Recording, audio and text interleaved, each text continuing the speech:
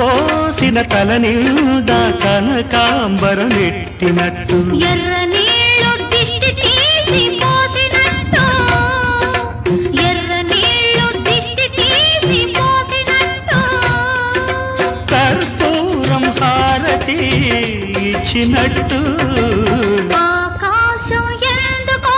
పచ్చబడ్డది ఆ నడుమ బొట్టేమో ఎర్రబడ్డది సాగే గువ్వల అలజడి